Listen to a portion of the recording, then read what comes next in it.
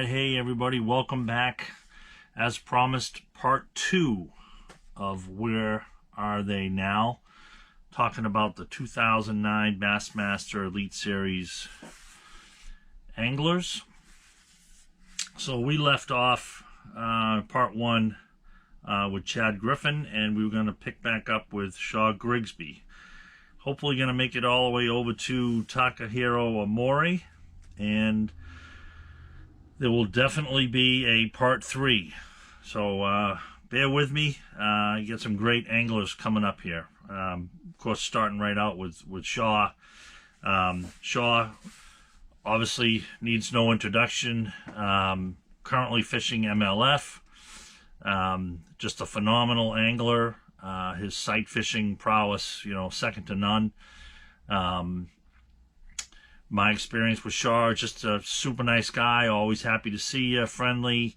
I was tied up next to him a couple times. Just good conversation. Made time for everybody.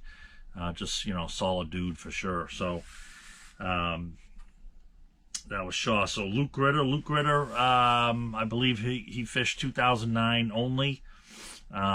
He was a rookie the same year as me. Young kid, qualified through, I think, the Central Invitationals, not sure, or Opens. Struggled, as I did. A lot of the rookies did that year, but good kid. Talked to him a little bit, saw him around. Wade Grooms didn't have a lot of interaction with Wade. To be honest with you, I saw him around and knew who he was. Not sure what he's doing now. And to go back to Luke, I'm not sure what Luke's doing now either.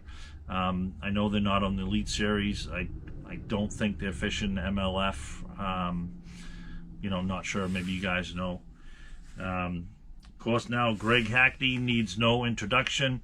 Had a lot of interaction with Greg over the years. My first interaction with Greg was back in the late 90s when FLW came out with they debuted the Everstart series to compete with the Bass Opens, and roomed next to Greg at the similar hotels or same hotel. Saw him obviously around the the weigh-in and so forth, and meetings and what have you. Talked to him a little bit. One time, Lake Cumberland, Kentucky, he caught him okay, and we were talking about that, how we caught him on mud lines with a spinnerbait. He ended up being, for that first year, for the Everstart series, he was AOI on that series. I ended up being 9th, top 10 qualified for the FLW tour in points. So, we didn't buy our way in to the FLW, which that was allowed. In the sense moved away from that, of course, with MLF. But so yeah, Greg was AOI, I was 9th. Al Gagliarducci was actually 10th, and we went and we fished the championship down in Cypress Gardens in Florida. That was a great time. Al did real well, finished top 5 in that tournament. But yeah, saw Greg then. Obviously, on those tournaments and the Opens, fished against him on the FLW tour.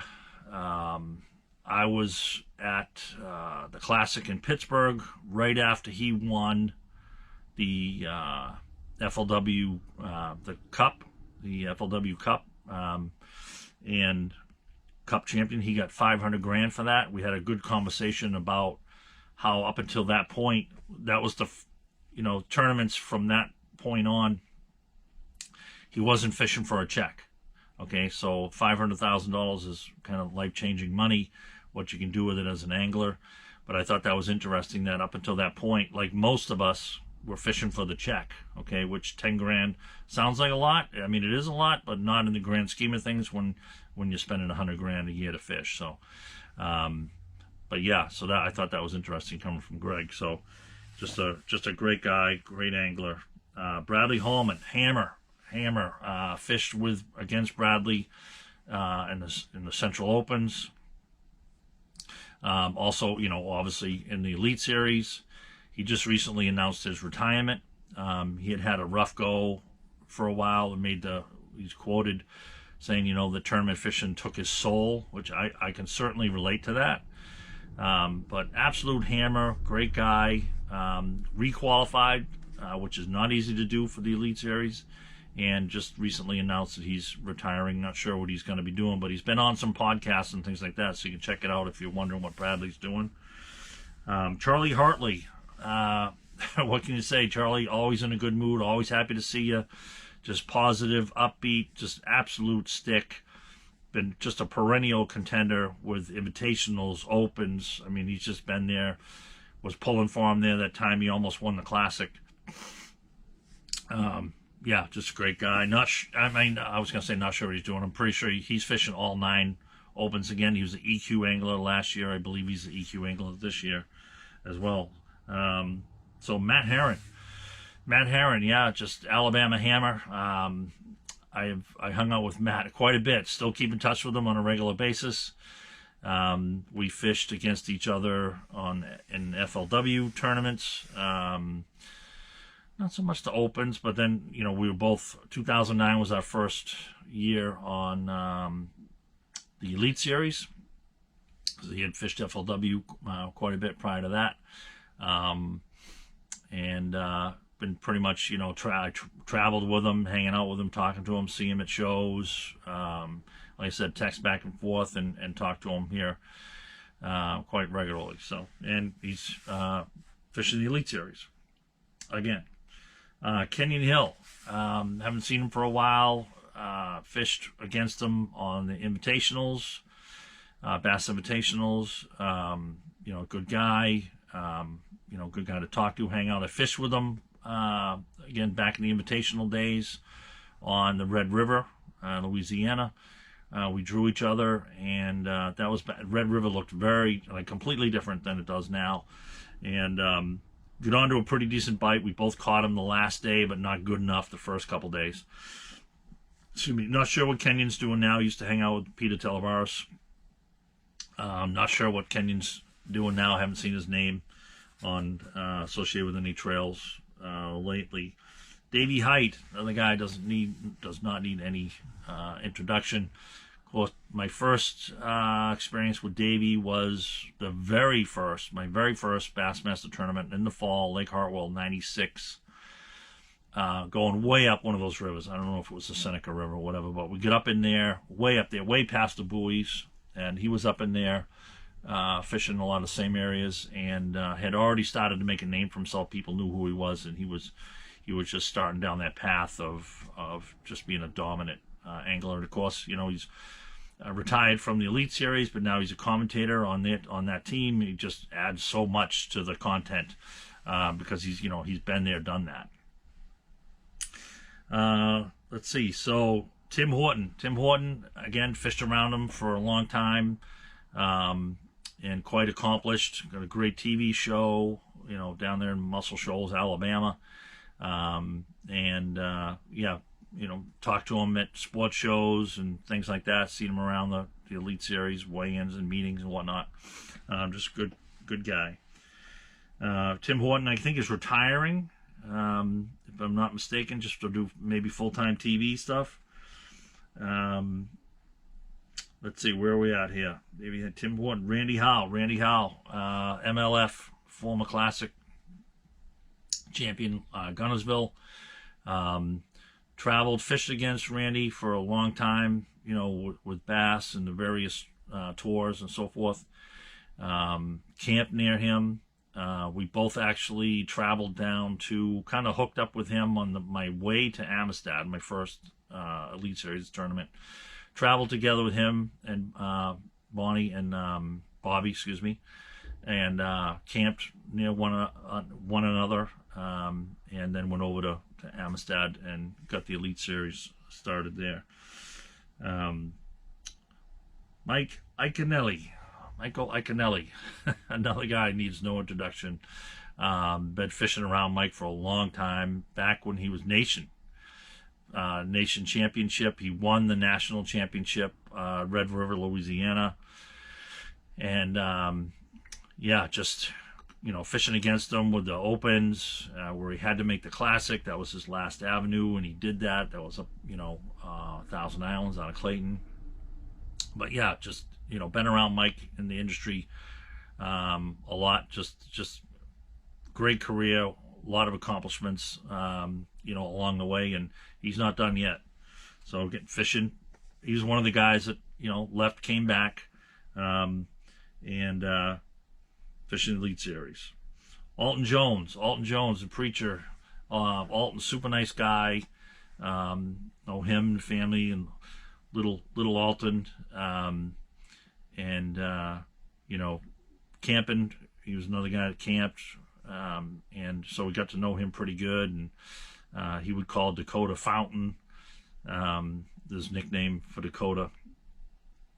And nice guy. Again, spent quite a bit of time, and being with Skeeter Yamaha too, was at a lot of team meetings for both Skeeter and Yamaha, and in and around the tournament scene and campgrounds. So, yep, good guy. Of course, he's fishing MLF. Kelly Jordan, fishing MLF. Spent a lot of time with Kelly, again, Skeeter Yamaha guy originally. So that put us, together a lot of times. Got a chance to fish with Kelly. I believe the same tournament as Kenyon, Red River.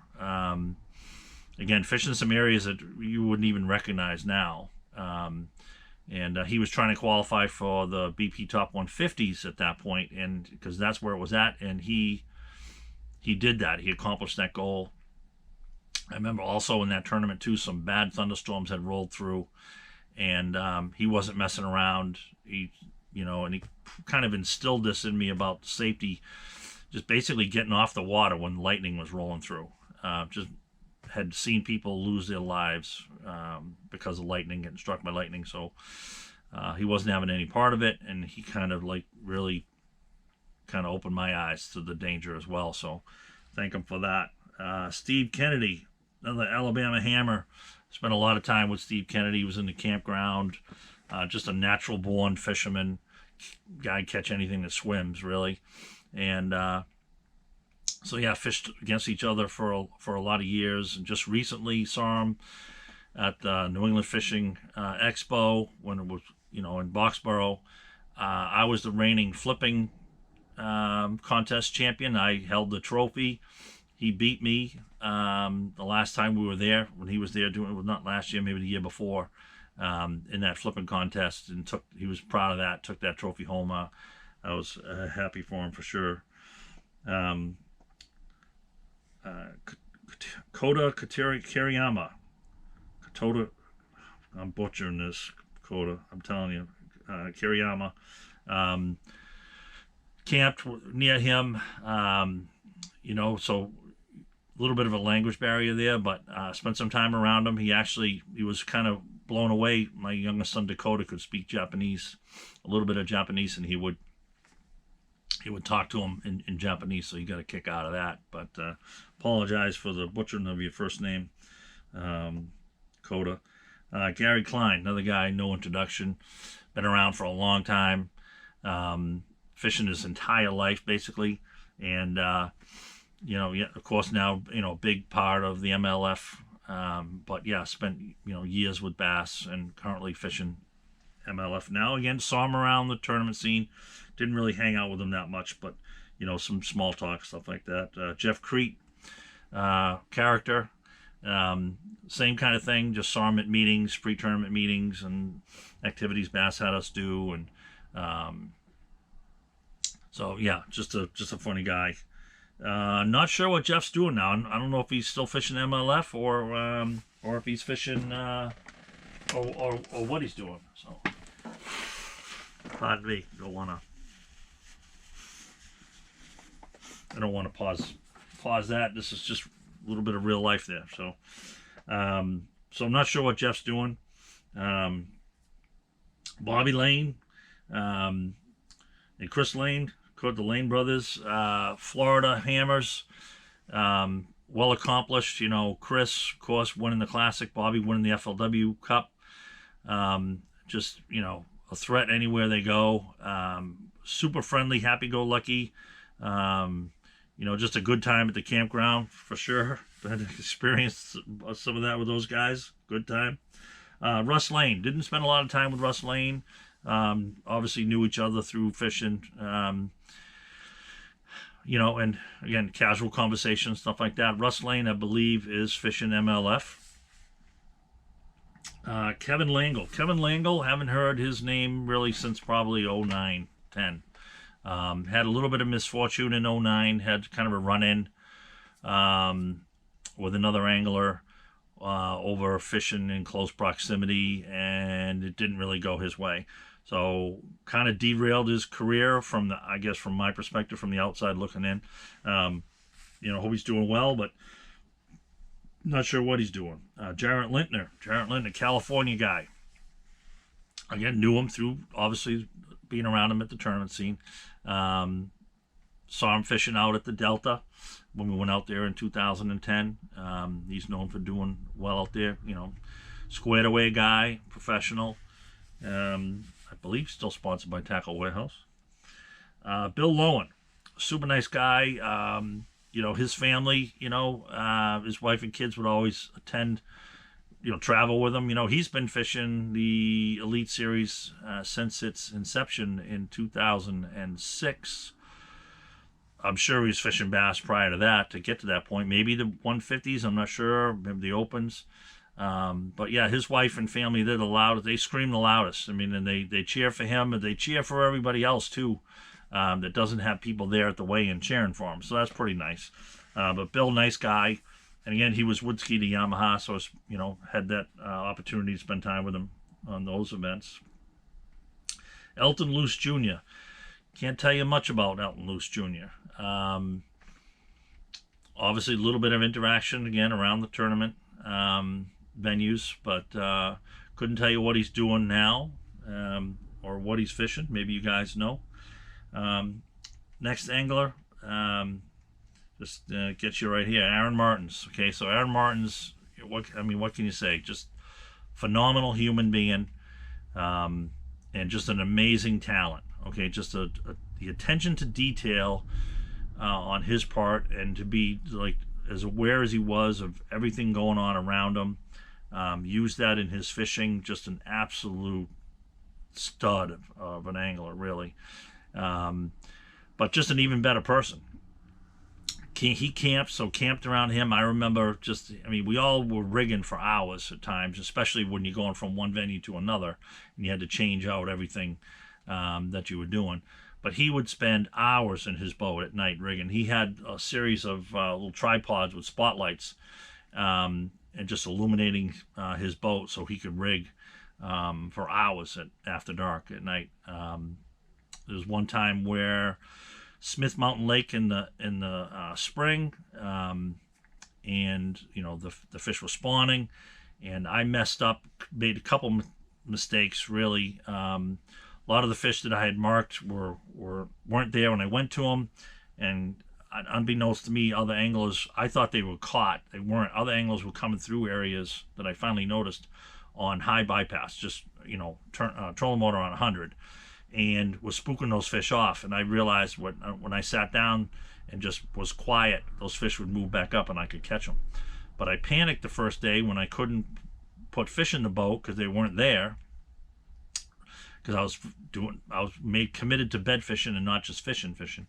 I ended up putting fish that would I messed up. I thought it was a 12-inch limit. It was a 14-inch limit, and yeah, that didn't work out to be a great first day for me. So Aaron was talking to me about different things that I could do and stuff, and he was talking about drop shot, and just, you know, if I wasn't going to fish for him looking at him, you know, I could basically just fish, you know, off the edge and with a drop shot and catch the crap out of him, which is what he was doing. So I appreciated that.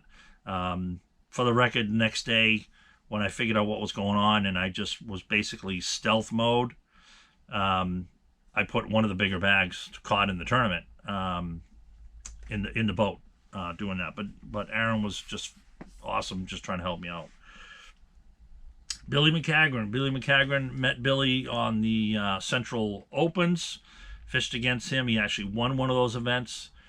through him, met his wife Norma and his whole family. I've stayed at his house out in Arkansas, Mayfield, Arkansas, right near the shorts. And yeah, just got real friendly with Billy and Norma. And then when we qualified for the Elite Series together, ended up camping near each other a lot. And funny, when we went out to Amistad, and myself, Matt Herron, and Billy, we didn't catch him that well. We caught him, but just, not the quality we needed. That's when I met Norma. She came up and she's like, man, you boys, you need to pull up your big girl panties and catch some fish, figure this out, So that was kind of funny on her part. But she helped out an awful lot on the road, for us, being obviously, while we're out fishing, taking care of all kinds of stuff. You can't even imagine, So, just, and again, still communicate with Billy to this day. I'm not sure what Billy's doing really right now, if he's going to fish some of the lower tiers of MLF or not. I'll have to give him a shout, see if he's going to do the opens or the EQ angle possibly. Mike McClellan, obviously knew him from the venues, being around him. Absolute stick, and just just a nice guy, and pleasure to be around, but didn't have a lot of interaction with him. I'm pretty sure he's fishing MLF. Mark Menendez, known him for a very long time, because Skeeter Yamaha, still with Skeeter Yamaha. So we knew each other through that relationship at the factory and different team events and meetings and just being around the venues. But stayed in touch with Mark over these years. Again, fishing, he's been with Bass and still is with Bass. Yusuke Miyazaki, no clue what he's up to. Didn't have a lot of interaction with him during the tournaments. I'm not sure what he's fishing these days. Jimmy Mize, we're kind of coming down to, we're going to try to get to Takeo Omori here and then go on to part 3. Jimmy Mize, knew Jimmy Mize actually from Lucy Mize, who I met on Sam Rayburn in another funny story, which we'll tell later. But that's where I met Jimmy and their family and developed that relationship. My wife actually did a story back in the late 90s, mid to late 90s, on women in fishing, one of the first articles ever written. She was in that article. But Jimmy, not sure what, he might be retired now. Ish Monroe, now I know he's with Skeeter Yamaha now, but been around Ish, the whole tournament scene. And just a fun guy to be around, work with him at shows and just see him around the tournament venues and stuff like that, at meetings. Great guy to hang out with. Rick Morris, I've told, in my Santee notes, I first met Rick Morris on the first day of the Invitational on Santee Cuba back in 1998. And drew him, and that was when he had his spare trolling motor, off-brand trolling motor, was in the bottom of the boat. And we went way up the river, and kind of showed me that area and environment, and and opened my eyes to what I could do up there, suited my style of fishing, and I did well with that. So that was Rick. Let's see, Jim Murray. Jim Murray had a little bit of interaction with, not much, like just around the venue and stuff like that. Not sure what Jim's doing now, whether if he's still fishing or not, and what level. John Murray, happy-go-lucky guy, just an absolute West Coast hammer. Always in a good mood, happy to see you, just willing to talk to you. Been there, done that, and just, paid his dues, just a perennial, just a hammer, really. I think he has a record of how many boats he's won out west, just staggering number. Britt Myers, I know Britt Myers from down, I think South Carolina, with his truck upfit facility there, where he upfits a lot of the pros' vehicles with, lift kits, tires, suspension, aftermarket stuff. Probably does some wrap things here and there. I know a lot of guys go to him. I don't think he's fishing the top level right now. He might be fishing MLF, not sure. James Niggemeyer, I fished. He was on obviously in the Elite Series in '09, but prior to that in the Opens, fished against him, camped near him. So we had interaction there. Good guy. At one point, we had we had a mutual sponsorship as well through a product. Takahiro Amori. Here we go. So we're going to end it with Tak. Tak. I first met Takahiro. In that Santee tournament. He ended up finishing 5th. And what I remember was I was standing off to the side because that was my first check in a professional tournament. He had actually finished 5th, and the Bass staff was messing with him, said that he won like, $500. And because the English wasn't as good as it is now, and he actually won $5,000 back then for finishing 5th. And so they had kind of fun with him with that. But then, from then on, him and I, we communicated here and there. When they were coming up north, we'd talk and vice versa. And obviously fished against each other in both FLW and Bass. So pleasure to be around for sure. All right, so that's the end of part 2. Part 3 is going to be, we're going to pick back up with Cliff Pace. All right, so I appreciate if you're hanging on this far. I appreciate it. And part 3, we'll wrap it up. We'll go from Cliff Pace all the way down to Mike Worm. For the anglers that fished the Bassmaster Elite Series in 2009. All right, we'll see you on the next one.